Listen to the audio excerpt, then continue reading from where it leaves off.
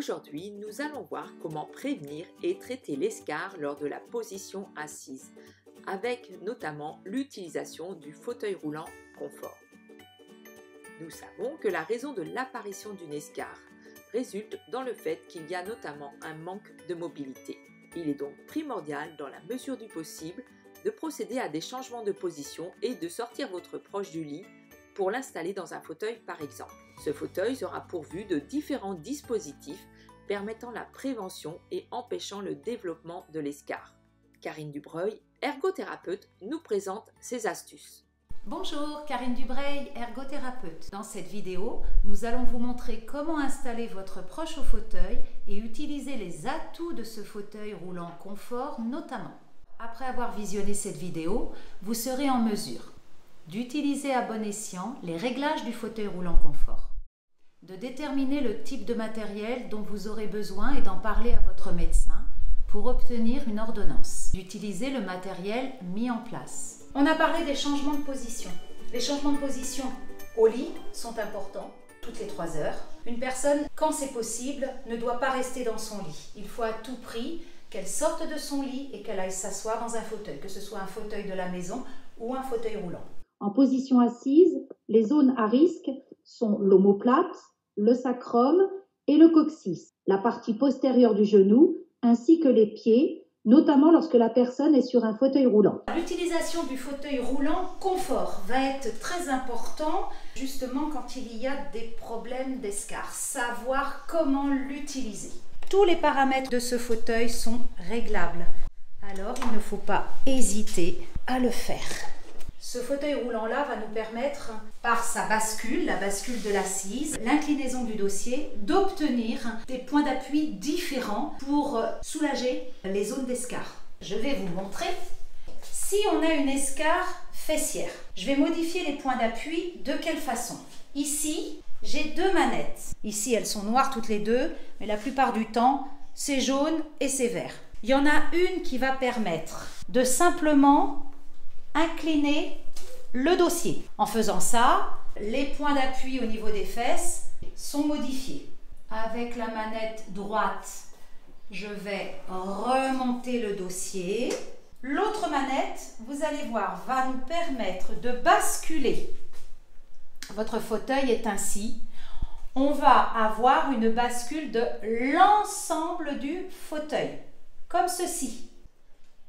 Avec la manette gauche, je vais, attention, basculer l'ensemble du fauteuil vers l'avant. Donc là aussi, j'ai modifié les points d'appui sur l'assise. Attention, lorsque j'utilise l'inclinaison du dossier, il faut savoir qu'on peut se retrouver en porte-à-faux au niveau lombaire. Ce n'est pas une attitude correcte pour être confort. Donc si j'incline le dossier du fauteuil, je ne laisse pas les jambes à 90 degrés. Je dois remonter les jambes pour que la personne soit confortablement installée. Là, nous sommes dans une position de confort. Et on a modifié les points d'appui au niveau des fesses.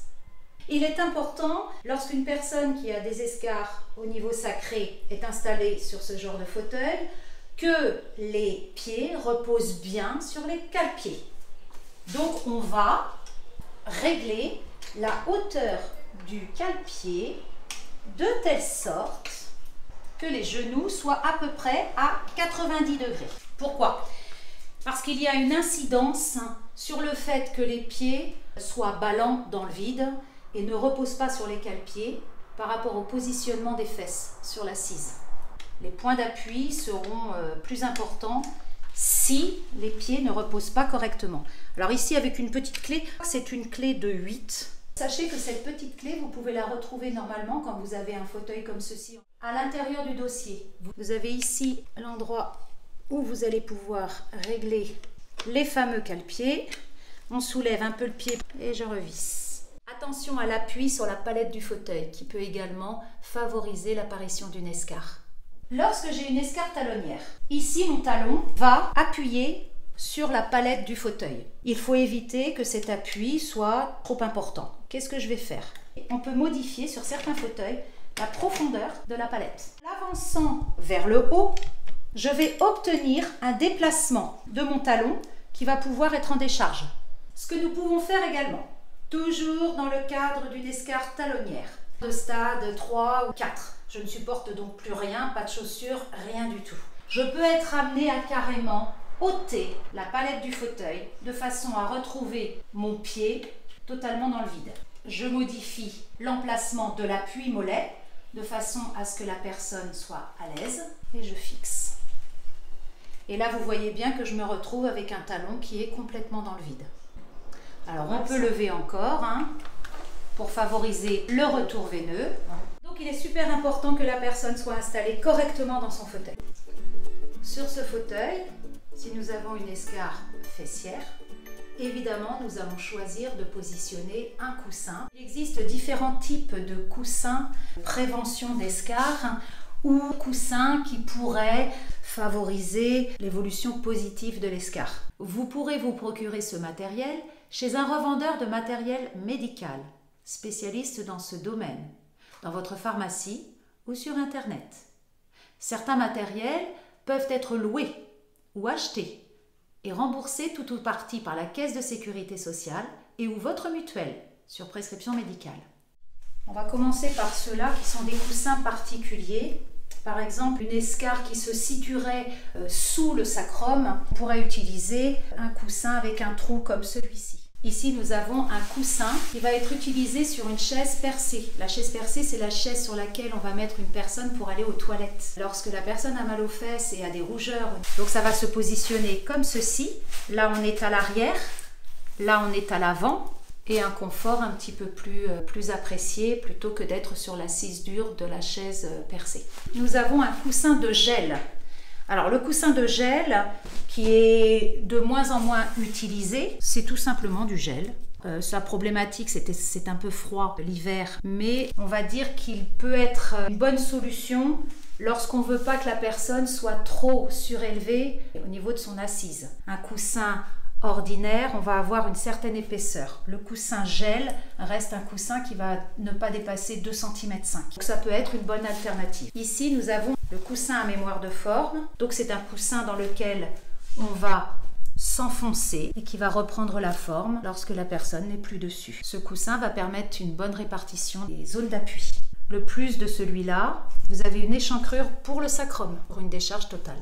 Ici, nous avons un coussin à air dynamique. Le coussin à air dynamique est un coussin qui, avec des cellules, selon un cycle, de la même façon, va se gonfler, se dégonfler pour activer la circulation sanguine au niveau du bassin. En règle générale, il est important, quand on a une escarre à partir du stade 2, si on met un matelas à air dynamique, de coupler avec une location d'un coussin à air dynamique. Ce coussin a un petit moteur, bien sûr, qui sera transporté sur le fauteuil, dans une petite sacoche. Le coussin à air statique fonctionne de la manière suivante, c'est que ce sont des cellules remplies d'air, on va le gonfler, et cet air va bouger en fonction de moi quand je vais bouger dessus. L'air va se déplacer sous mes fesses, ce qui va permettre le retour veineux et ce qui va permettre de bouger les points d'appui. Ce coussin, il faut vérifier comment il est gonflé. On a toujours l'impression qu'il faut le gonfler beaucoup. Non.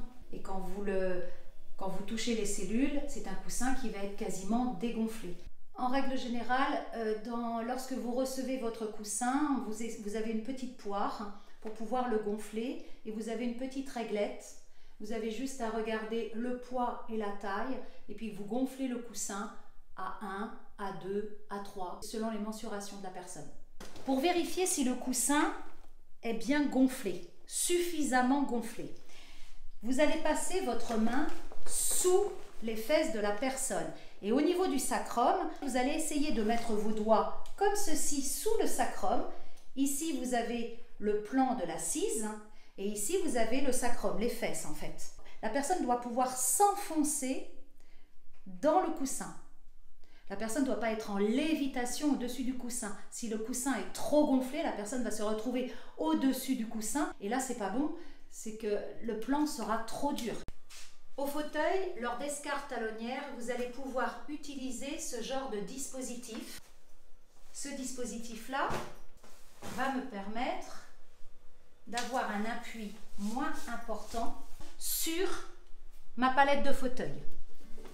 En conclusion, la prévention et le traitement des escarres lors de la position assise résistent dans la prévention proactive et l'attention constante aux besoins de la personne à mobilité réduite. Une surveillance régulière de l'état de la peau, l'application de mesures préventives et l'usage adéquat du matériel, comme le fauteuil roulant confort, sont indispensables.